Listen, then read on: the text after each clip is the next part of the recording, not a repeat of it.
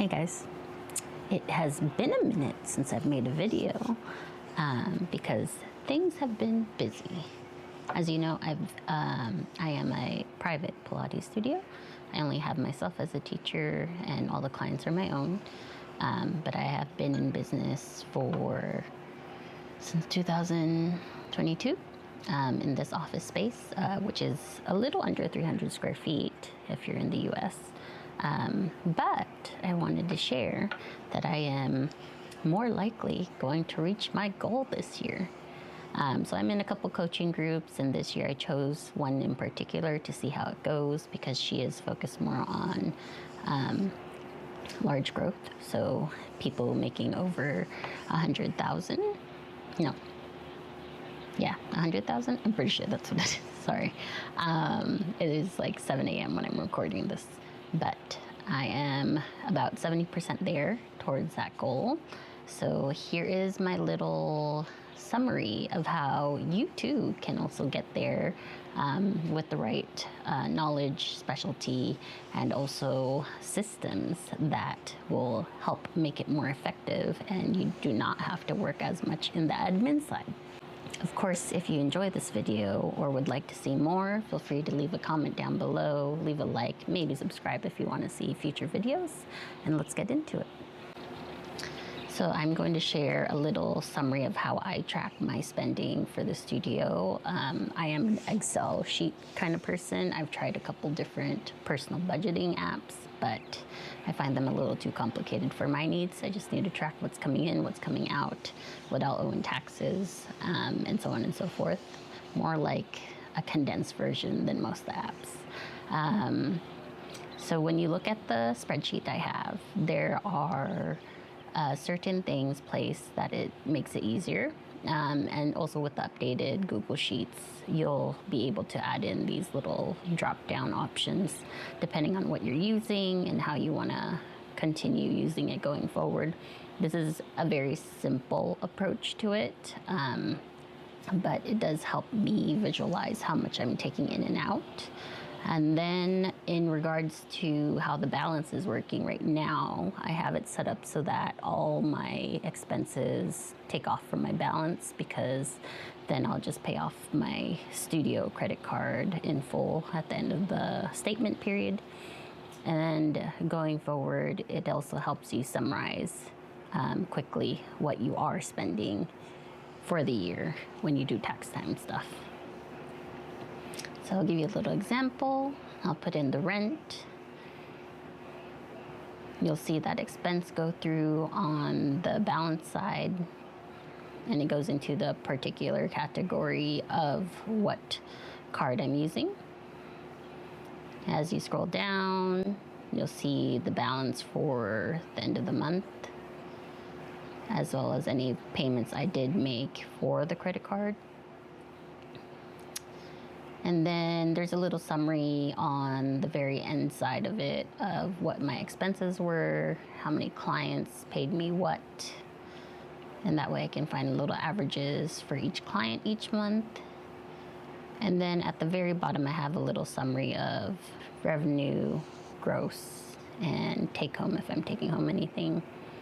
These are all automated for the most part, so it uses the Excel data and collects particular information to put in these totals, so I don't have to manually do it myself. And you'll see a little summary up at the very top of how I did that with the summary expense formula. And that way it does it automatically, and I just find it and it goes in. You can also create a year view in this, just taking from the individual sheets. That's just how I like it, as well as making charts that look pretty, so that way you see a nice visual summary if you're a visual learner. So those are some cool things I did. On the other end is I use a scheduling program called Moments. It is very beneficial for those of you who are tech savvy enough to implement it. If you're not, then I believe they do have services that will help you set up your systems. But for the most part, customer service is really well, and the support page does help you get into all the nitty-gritty of it if you take the time to go over everything. But I will show you how I have that set up, as well as why I have it set up that way. And it will be in a different form, not my actual studio version, because everybody is unique, and I always believe that you should make your studio as unique as you are. So take this as an example and implement it with the systems you have available, as well as keeping in mind that this can vary based off of the demographics of your clients. And most of my clients, being that I'm a private studio, tend to be on the older side. They do still prefer emails rather than text messages. So if that is your demographic, you may need to change these to be more text message focused.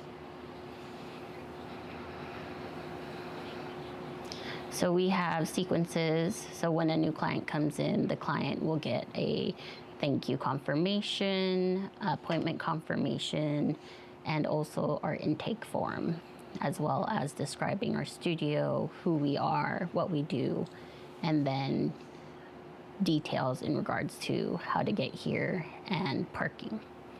The day before a client comes in, they will receive a text message for reminding them of parking details. And then also that day before, or 12 hours before, depending on how you set it up, they'll also get a reminder to complete the intake form. So that way we have those details before they come in, and do any research in regards to that if needed, especially when you're having clients who are coming in from something very unique and very different compared to the people that you usually see. So again, this is for private studios. If you're in a normal studio, it may just be your liability waiver or client code of conduct / membership agreement, so on and so forth. After they come in and I've checked them off in my system so that they did arrive, then the system will start to put out my sequence of, here is the introductory package. They will get an SMS, they can purchase it themselves. And then that allows them to also sign off on the liability waiver or the membership package if they choose to just automatically go into a membership, and goes into the details. Each email that goes out with memberships includes our policies, as well as a summary of when I'm on vacation or what happens if the client is sick, so that way they do not come to the studio when they are sick. But those are some unique things about my studio setup, and this helps me have basically zero effort on the admin side. But because I am a private studio and I only see so many people every week, it does also allow me to easily look at the sequences to make sure that they are working, because as softwares are great, they do not always work depending on when they're doing a software update, or tech things happen and so on and so forth, and nothing's working correctly.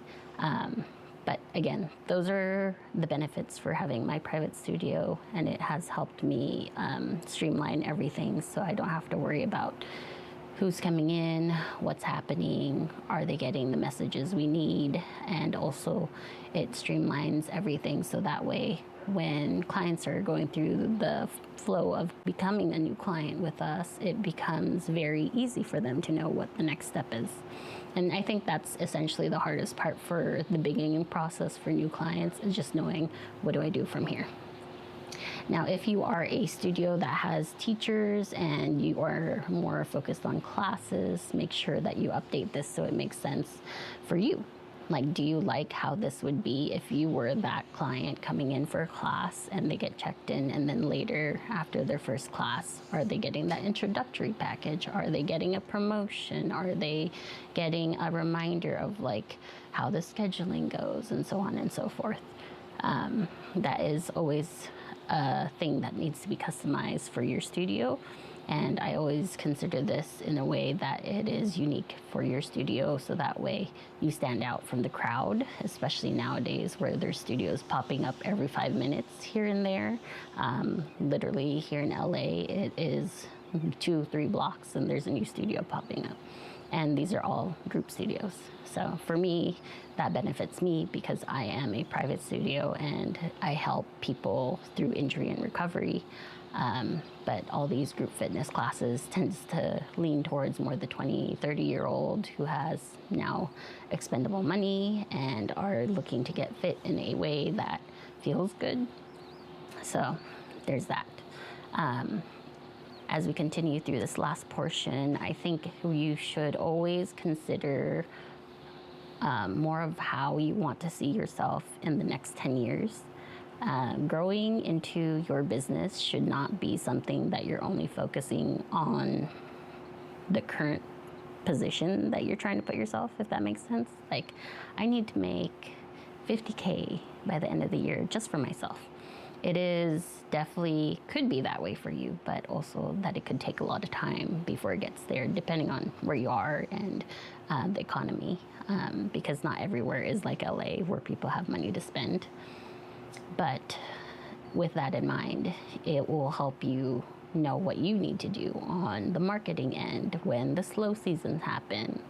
If you have people who are coming in for the winter, or if you're having people coming in for the summer, if you're in tropical locations. So these are all things to consider. You should know how this is for your environment because that is why you probably became a teacher. Let's hope that way. But then it also allows you to figure out how to do it in a way that's profitable for you and your studio rather than just, oh, I'm barely making it by and nothing's working with what I'm doing. If you haven't already invested in Google ad spend or any marketing that is not just influencer focused, that is also another way to get outreach for your studio so people know who you are. And I consider this more of like the more eyes that view your studio will help you eventually find the clients that you want. So even if these ads might not initially give you clients from the get-go, it does help people know that your studio exists and that you are in the neighborhood and so on and so forth. So those are a couple things. If you want a copy or a similar version of my Excel sheet at least, let me know because that's a really easy copy and paste and I'll send that out for people to go ahead and preview and make a copy for themselves to use. But also Excel sheets are very customizable. So if you change something and nothing starts working anymore, that's also another thing that can happen. And if you don't know how to fix it, then the whole sheet becomes useless. But yeah, so I am 70% to my goal of making 100K revenue for the studio, which does not mean that is how much I make as a teacher. It is just what the studio has made over the year. And let's hope I get there by December.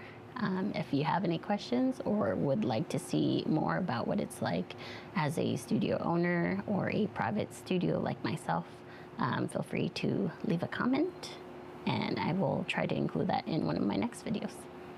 All right, thanks for watching. I'll see you guys later.